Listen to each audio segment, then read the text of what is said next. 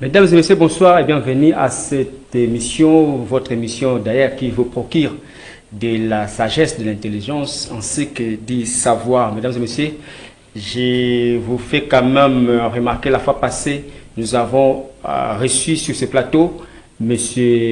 Bayati Rachete Momo, l'auteur de ce livre qu'il a titré Yonde Okobongsa Congo. L'auteur a brossé un tableau dans lequel vous trouverez des mots décourageants, des mots qui interpellent d'ailleurs la conscience.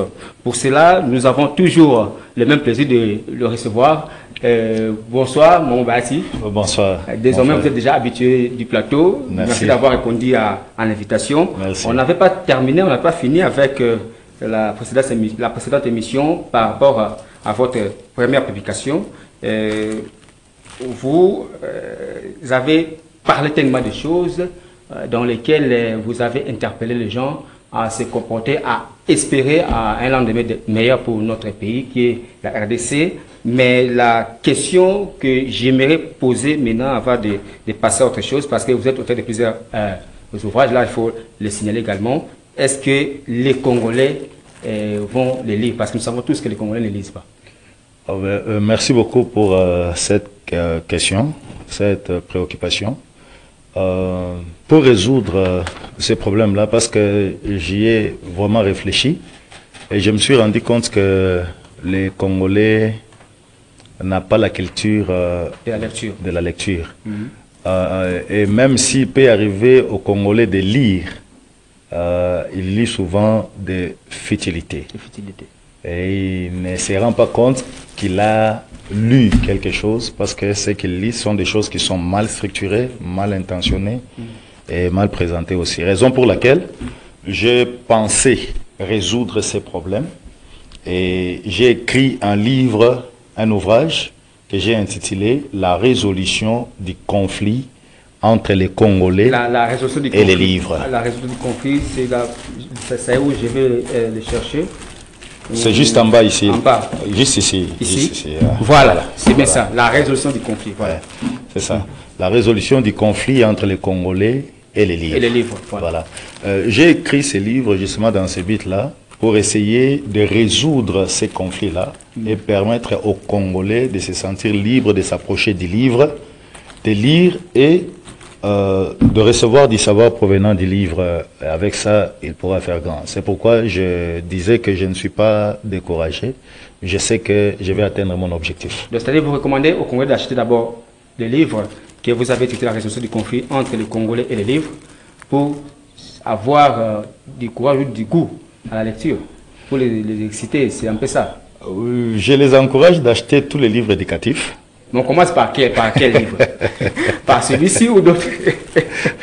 D'après votre souhait. Hein? Quand vous lisez par exemple Yonde Parce que je vois déjà le titre, la résolution du conflit entre les Congolais et les livres. Oui. Il y a déjà un conflit qui s'installe. Oui, il y a un conflit entre les Congolais et les livres. De très longtemps. Dans ces livres-là, vous allez découvrir beaucoup de choses. Parce que nous avons essayé de faire des recherches pour savoir qu'est-ce qui peut être la cause du conflit. Parce que quand on résout un conflit, et qu'on ne s'attaque pas à la cause, les conflits ne seront jamais résolus. Mais quand on attaque la cause et qu'on résout à partir de la racine, les problèmes peuvent être résolus, le conflit peut être résolu et ça ne reviendra plus. C'est ce que le lecteur peut trouver dans en tout cas, on ne sait pas simple pour savoir la cause, mais dommage, nous courons derrière le temps. Votre deuxième publication, c'est avec l'ouvrage, vous l'avez titré Formation psychothérapeutique. Thérapeutique ou thérapique. Voilà. C'est quoi? Qu'est-ce qu'il y a comme vous faites un résumé par rapport à ce que vous... Oui, dans cet ouvrage, comme vous le voyez, c'est formation psychothérapeutique. On peut aussi dire formation psychothérapique. Le module, c'est KERAS. KERAS, c'est un mot en anglais. C'est au pluriel, c'est KERA. KERA, c'est un soignant, hein, quelqu'un qui prend soin. Quand on traduit littéralement en français, ça dit soignant. J'avais évité que le participant de la formation ne puisse pas confondre le fait d'assister quelqu'un et le fait de soigner quelqu'un, qui ne se disent pas qu'ils sont devenus des soignants. C'est pourquoi on avait adopté le vocable anglais, KERAS. C'est-à-dire nous formons des gens qui peuvent assister les autres quand ils sont par exemple stressés, ils peuvent facilement détecter que cette personne est stressée. Dans cet ouvrage, vous allez découvrir c'est quoi le stress, quelles sont les conséquences du stress, comment gérer le stress. Vous allez aussi découvrir l'importance d'une bonne santé mentale et comment détecter les problèmes de santé mentale. Donc quand quelqu'un commence à développer un trouble mental, pouvez déjà détecter cela à un stade qui est vraiment à un niveau initial, qui est au début. Et vous pouvez orienter la personne. Donc celui qui lit ces documents, il s'auto-forme lui-même et il peut aussi former quelqu'un d'autre en ce qui concerne la santé mentale et autre chose. On aimerait vraiment apprendre, mais faute de temps. Et vous avez toutes les raisons de ne pas paniquer. Voici le troisième ouvrage, la troisième publication. Vous avez toutes les raisons de ne pas paniquer. Oui, dans cet ouvrage, vous avez toutes les raisons de ne pas paniquer. Nous sommes en train de montrer l'expérience d'un compatriote qui avait connu un problème. Il avait connu un accident vasculaire cérébral, communément connu sous le nom de AVC. Et nous étions en train de l'aider parce qu'il était dans la phase de rééducation. Il ne savait plus parler, beaucoup d'autres choses comme ça. Et vu que c'était important ce qu'on se disait, et il était tellement aidé, je me suis dit que je n'allais pas laisser ça comme ça. Je vais écrire de telle manière que tout celui qui lira les documents puisse savoir quelles peuvent être les conséquences de la panique. La panique. C'est pourquoi j'ai dit vous avez toute raison de ne pas paniquer. Parce que vous risquez de paniquer aujourd'hui et vous rendre invalide toute la vie. Donc ça a un lien avec c'est que vous avez la formation, avec la deuxième publication, la formation psychothérapeutique. Et vous avez toutes les raisons de ne pas paniquer. C'est presque dans le même domaine. Hein. Ici, le stress peut conduire à paniquer, bien sûr. Exactement. Là, on va aller tous les deux parce que pour avoir de la matière de manière complète. Pas seulement le dé, il y en a encore d'autres. Hein. En fait, nous parlons dans le domaine de la psychiatrie. Exactement, il y en a encore d'autres. C'est ce que je suis en train de dire. Parce que j'aimerais passer à la quatrième publication. Je suis du domaine. C'est pourquoi j'avais dit ici dans l'autre émission qu'on avait fait que on en parlera. Il faudrait qu'on puisse en parler. C'est ça d'ailleurs le souhait des téléspectateurs qui nous regardent dans ce net moment. L'instabilité et la stabilité spirituelle. Ouais. C'est la cinquième publication. Oui, l'instabilité et la... Quatrième. L'instabilité et la stabilité spirituelle, si vous voyez le 2, c'est justement pour dire que quand on n'est pas stable, on est instable. Et quand on n'est pas... Il n'y a que deux résultats. Il n'y a que deux possibilités. Instabilité ou instable. Instabilité ou stabilité. Ou stabilité. Donc c'est soit vous êtes stable, soit vous êtes instable. C'est comme dit la Bible, il n'y a pas de ni chaud ni froid. Ça, il n'y en a pas. Donc soit vous êtes chaud, soit vous êtes froid. Donc, il y a pas de quand vous n'êtes pas stable, cela signifie que vous êtes instable. Maintenant, ce livre vous fait connaître la cause. La véritable cause de l'instabilité. Et qu'est-ce qui fait que vous soyez stable. Donc, ça vous permet de savoir ce qui fait que vous soyez, les facteurs qui font que vous soyez stable. Et pour vous permettre de maintenir le cap et de ne jamais accepter de devenir instable. Et si vous êtes instable, ça vous permet de connaître la vraie cause de l'instabilité et comment sortir de l'instabilité. C'est une sorte de thermomètre qui vous permet d'avoir des exactitudes de votre état spirituel. En tout cas, c'est plus qu'un thermomètre. C'est un thermomètre, tensiomètre, je ne sais pas quel... Mais ce ne sera pas difficile pour se reconnaître parce que c'est dans la théorie, hein, mais dans la pratique, c'est facile. En lisant ces livres, on peut toutefois comprendre. Il faut encore faire appel au pasteur, au prophète. Non, je peux juste commencer avec vous. Vous commencez avec moi. Oui, juste 5 minutes suffisent et puis vous saurez si c'est possible. En tout cas, nous comptons au cours de la prochaine émission pour peut-être commencer par vous. En tout cas, j'ai encore une autre publication. Ce sera la 6e. Moron Zambé, on va commencer par vous, pas moi. On commence par vous. Les marités. On va commencer par vous deux. Au cours de la prochaine émission. Voilà, l'erreur fatale africaine. Ouais. Voilà. Oui, C'est un rêve fatal africain. cet ouvrage, j'aimerais vraiment que mes compatriotes congolais lisent cela. J'aimerais que les Africains, en général, lisent cet ouvrage parce que ça montre exactement où est-ce que nous avons commis notre erreur, nous, Africains. Et cela nous poursuit, les conséquences nous poursuivent jusqu'aujourd'hui. Alors ça peut nous permettre d'enseigner à nos enfants de ne plus commettre les mêmes bêtises. Les mêmes bêtises. De ne plus commettre la même erreur. Et éviter les conséquences que nous avons apportées. Bon, pas nous évidemment, des générations qui nous ont précédés. Ils ont commis tellement des erreurs. Et aujourd'hui, les autres sont en train de les commettre. Malgré qu'ils n'ont pas vendu le pays. Bon, mais ils ont légué un héritage un peu avec... D'une manière théorique, ils ont vendu, c'est simplement parce que les continents, je peux dire, la vérité est têtue, comme on le dit, hein, la vérité est têtue. Peu importe la façon dont ils ont essayé de le faire, mais les continents résistent. Si je vous dis par exemple que pour que le Congo soit bâti, j'ai toujours remercié Dieu du fait que le roi belge nous a légué un vaste dans son pays. Vous voyez? J'ai toujours remercié Dieu pour ça. Mais ce n'était pas pour les Congolais. Il l'avait fait pour lui-même. Pour lui-même. Parce que pour trouver le Congo ou ce territoire, il s'est cherché des terres un peu partout. Et il n'a pas trouvé. Et l'occasion s'était présentée ici en Afrique. Et c'était le Congo, cette partie qui était alors victime. Et c'est pourquoi le roi avait établi ce vaste pays pour lui-même. À un certain moment, vous savez d'ailleurs que c'était sa propriété privée. Vous voyez? Alors, ceux qui étaient là, ils avaient juste reçu du sucre, ils ont reçu du sel, ils ont reçu des habits, et puis ils ont donné des terres comme ça. Pas seulement ici au Congo, même en Afrique du Sud, c'était fait. Et un peu partout dans le pays. Vous pouvez même vous rappeler qu'à un certain moment, les Africains étaient devenus des apartheid.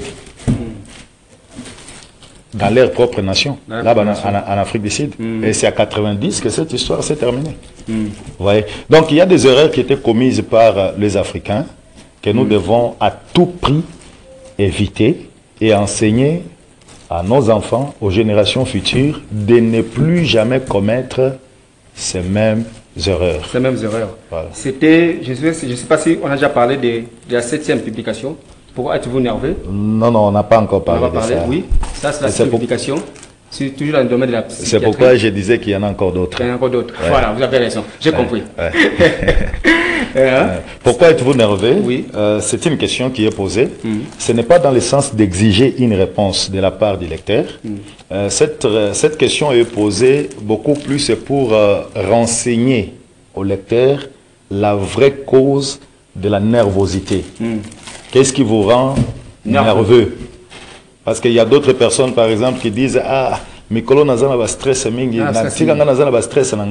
donc il pense que le stress est un ami.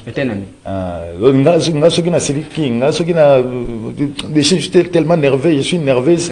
Il pense vraiment que c'est vraiment un ami avec lequel il faut faire compagnie. Alors c'est très dangereux. Alors qu'en réalité c'est un danger. C'est dangereux. Ouais. Il faudrait s'en débarrasser. C'est très très dangereux, il faut savoir comment s'en débarrasser. C'est renseigné dans cet ouvrage-là. Pourquoi êtes-vous nerveux? Alors il faut être tout le temps joyeux, comme dit la Bible dans Philippiens. Exactement. La Bible a toujours raison. Ouais. Vous, en tant que pasteur, c'est que vous soutenez. La Bible a toujours raison. Exactement. Il faut être tout le temps joyeux. Il faut toujours se réjouir. Martin, me fais signe d'ailleurs, c'est Philippiens combien, hein? Il faut aller chercher, hein? Vous qui êtes pasteur. La stabilité de la République démocratique du Congo, note dominante pour sa renaissance. La 8e. Quand on parle de la note dominante, en anglais, on dit keynote. C'est-à-dire, c'est incontournable. C'est incontournable, ces points-là. Sans cela, rien n'arrivera. Donc là, on a dit la stabilité de la RDC. C'est ça la note dominante. Donc pour que la RDC renaisse, il faudra qu'on trouve sa stabilité sur tous les plans. Sur tous les plans. C'est alors que le Congo peut renaître et vous parlez sur tous les plans, tous les secteurs. Si tous les secteurs, la sécurité, l'économie. Où va-t-on commencer? Par quel domaine précisément qu'il faut commencer? Je suis pasteur, j'aimerais vraiment dire qu'on doit commencer par les secteurs religieux. Les secteurs religieux. Parce que c'est là où on a la pépinière des futurs dirigeants. C'est là où il y a le problème. C'est là où il y a le problème. Tous les dirigeants qui dirigent bien le pays, et tous ceux qui ne dirigent pas bien le pays, ils ont des conducteurs religieux. Si ce n'est pas un prêtre, ça doit être un pasteur quelque part. Ils ont des pères spirituels, ils ont des encadreurs. Parfois, ces encadreurs-là, ils voient seulement l'enveloppe venir, il y a des millions dedans. Et ils se précipitent juste pour prier, ils ne posent même pas la question de savoir d'où est venu cet argent. Comment se fait-il que moi, je suis pasteur et j'encadre des voleurs, des gens qui détournent l'argent de l'État? Mais ce n'est pas aussi facile. C'est très facile, c'est pratique. Parce que vous le savez si bien que moi, je suis fidèle dans votre église, dans votre communauté, mais je ne suis pas obligé d'obéir à vos ordres ou à vos instructions par rapport à mon travail. Là, ça pose moi problème. Ou je ne sais pas comment font les fidèles catholiques, il fallait passer pour confesser. Alors là, vous me reconnaissez. Là, cette matière-là n'est pas vraiment explicitée dans les réveils. Si vous ne me faites pas confiance, c'est pour me dire ce que vous concerne, c'est que vous ne me considérez pas comme votre conducteur. Vous ne pouvez pas me donner l'argent et je ne connais pas l'origine de cet argent. C'est facile, c'est vraiment facile. Très facile. Refuser de Kanyaka, comme on dit, refuser du présent. Les livres et puis coincer ou dire, regardez-moi dans les yeux, le fidèle qui a commis des bavures. C'est pas facile, hein? C'est très facile. Et en même temps que vous aussi, vous subissez de la pression de la part de vos membres de famille, il faut payer les loyers, payer la scolarité, et puis on vous emmène un paquet. Ça n'arrive pas par hasard, hein? C'est toujours, ce sont des choses là bien organisées. Non, il faut que ce soit de l'argent propre. Dans un livre là, j'ai écrit que les gens sont en train de scolariser les enfants avec de l'argent sale. Il y a toujours des conséquences. Avec de l'argent volé. Et ça, ce sont des malédictions, des mauvais sorts qu'on est en train de jeter sur les enfants. Sur les enfants. Comment tu peux aller détourner de l'argent? On te dit d'aller construire les écoles pour les enfants. Tu détournes cet argent-là et tu viens me donner, qu'il soit en Europe ou peu importe où il est. Mais tu détournes cet argent-là et tu viens me donner moi. L'argent qui est destiné à construire les écoles des enfants. Et toi, tu viens me donner ça à l'église pour que j'en fasse quoi? C'est difficile pour comprendre tout ça, mais c'est sur le long terme qu'on saura qu'il y avait il faut venir à l'église, alors tu sauras de quoi je parle. Vous allez citer l'adresse à la fin, parce que nous allons vers la fin aussi. Je pense que vraiment c'est très important. Hein. Nous, on est là, on fait du travail pour répondre aux besoins des téléspectateurs. Vous avez compris qu'il y a des ouvrages vraiment capables de vous éduquer, de vous orienter, de vous outiller pour se comporter mieux. Et de transformer, de vous transformer. De vous transformer, voilà bien le terme que lui-même a proposé, de vous transformer. Parce que notre pays en souffre. Nous avons de très sérieux problèmes dans la société. Nous avons connu des dirigeants du passé et présent. Nous osons croire même le futur aussi, ça complique. Hein? Ça s'annonce vraiment difficile. Hein? Donc nous ne savons pas à quel sens ça vouer. On poursuit. C'est la 9e publication. Oui. La divinité, exclusivité du créateur. Oui, ça c'est purement religieux. C'est vraiment religieux. Nous sommes dans votre matière de prédilection. Oui, nous voulons juste montrer qu'on ne peut pas attribuer la divinité à une créature. Tel que l'apôtre Paul l'a dit, quand il est arrivé à Athènes, il a trouvé que les Athéniens étaient vraiment des adorateurs, ils avaient des temples érigés un peu partout, qu'ils appelaient des hôtels, mais ils ont aussi érigé un hôtel qu'ils ont dédié à un Dieu qui était inconnu. Ils ont écrit là-bas à un Dieu inconnu. Nous ne connaissons pas ce Dieu, mais nous lui construisons quand même un hôtel. Lui aussi, nous allons commencer à l'adorer ici. Et c'est à partir de cela que l'apôtre Paul a commencé à les enseigner, leur montrant qu'on ne peut pas attribuer la divinité à du bois ou au fer, ou aux choses qui sont faites des mains d'hommes. Parce que c'est lui qui est divin. Il doit nécessairement maîtriser le fonctionnement de toute l'humanité. On ne peut pas attribuer la divinité à une herbe quelconque, à une écorce, à un animal, à une bête, à une étoile. Parce que toutes ces choses-là ont eu un créateur. Vous voyez? C'est pourquoi nous avons juste voulu montrer aux gens que c'est le créateur qui est digne de la divinité. on ne peut pas trouver une divinité qui vieillit, une divinité qui ne marche plus, une divinité qui ne sait plus parler. Une divinité, non. Dans la divinité, exclusivité du créateur. C'est vraiment, vous êtes vraiment une exclusivité. C'est une exclusivité.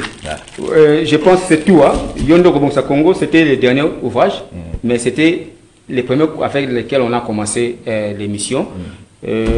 Avant de rappeler ce titre, est-ce que avez-vous peut-être un souhait ou disons, d'une manière globale, le résumé de tous ces livres ici, avant que je puisse, pour la dernière fois, les présenter aux téléspectateurs au cours des annonces.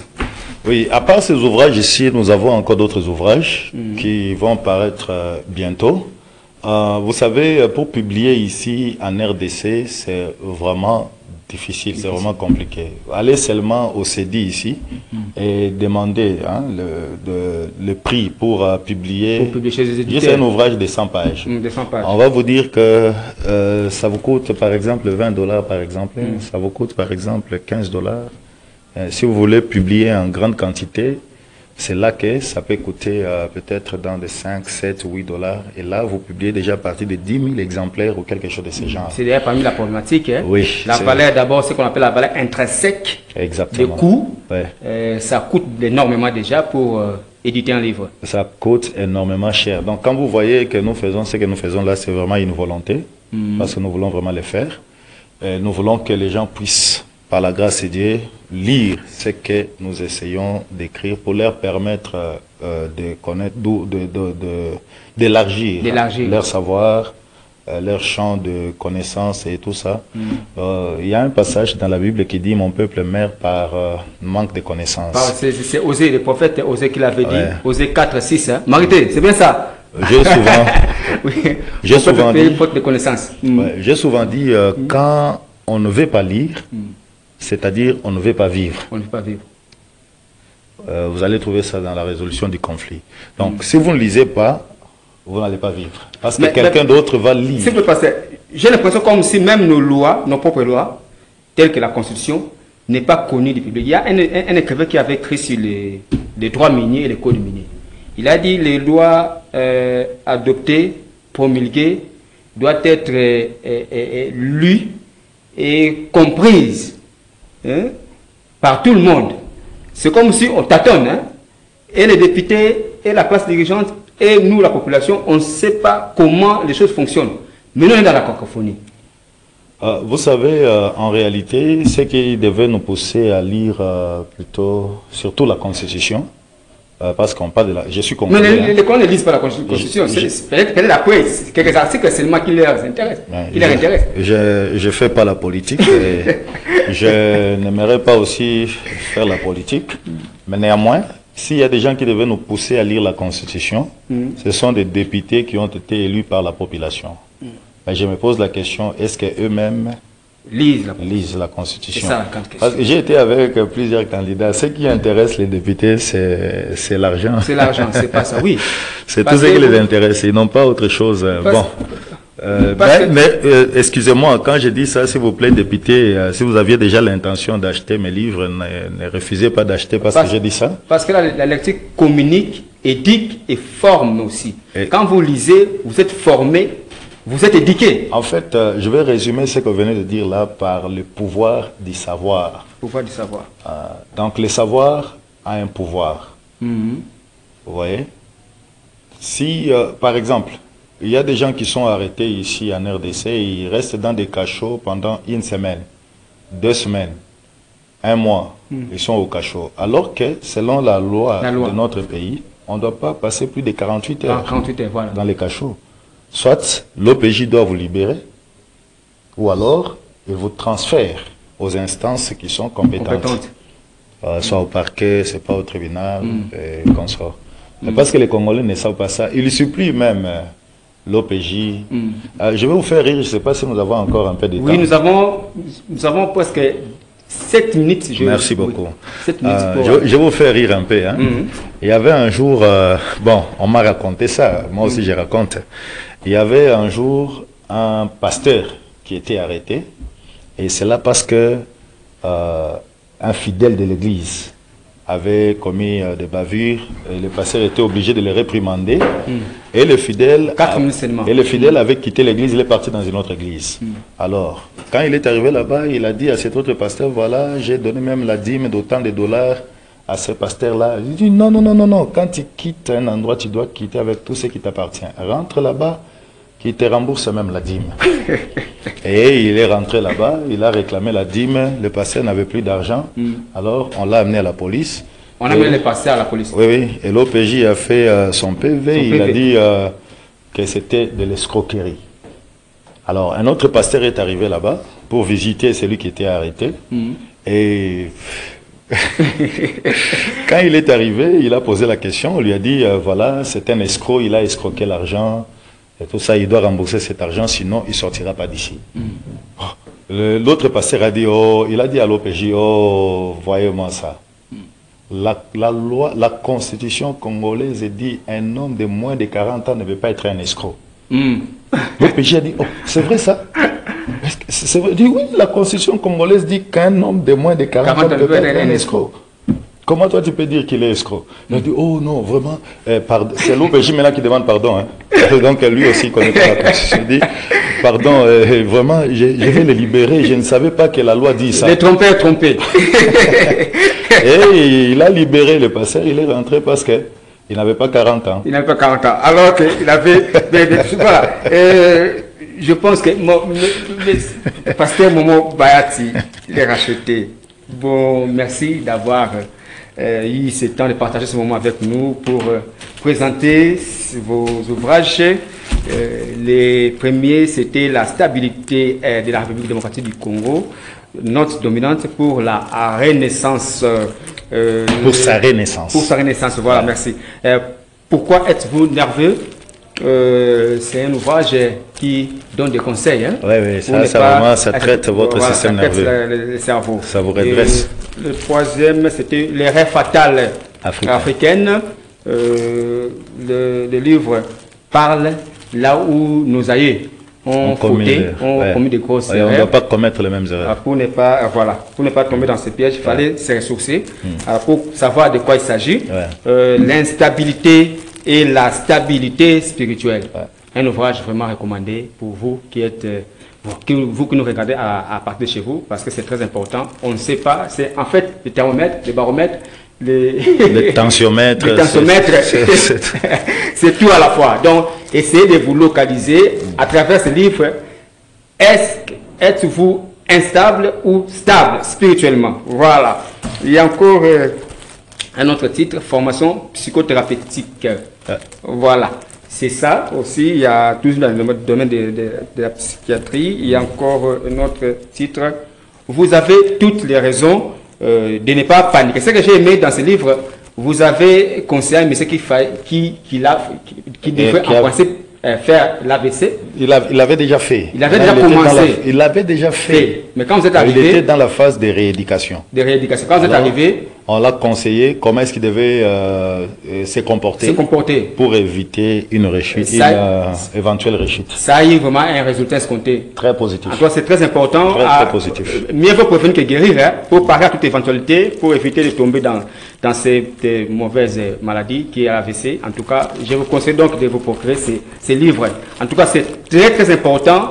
Petits et vieux, parce que l'AVC, même les personnes de moins âgées aussi. Il y a des enfants même de 12 ans qui sont en train de souffrir de tensions artérielles. Ah, voilà. N'attendez pas que les mauvais sorts, comme on dit, ne vous arrivent, hein, ou peut-être que la mauvaise nouvelle peut toujours vous tourmenter, vous mettre dans un état là un peu compliqué. Une autre publication, c'est la résolution du conflit entre les Congolais et les livres. Voilà. Un ouvrage à lire vraiment. Pourquoi? Parce que c'est un livre qui va vous aider à maîtriser les éléments d'abord. Et l'avant-dernière, c'était la divinité exclusive du Créateur. Exclusivité du Créateur.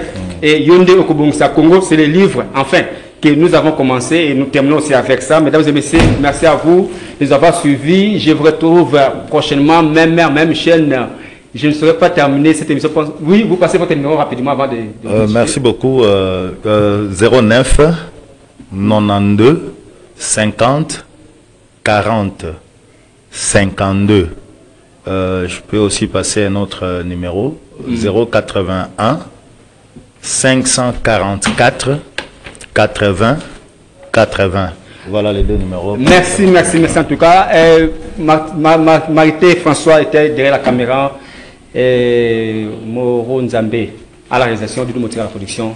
Je vous retrouve prochainement. Bye bye.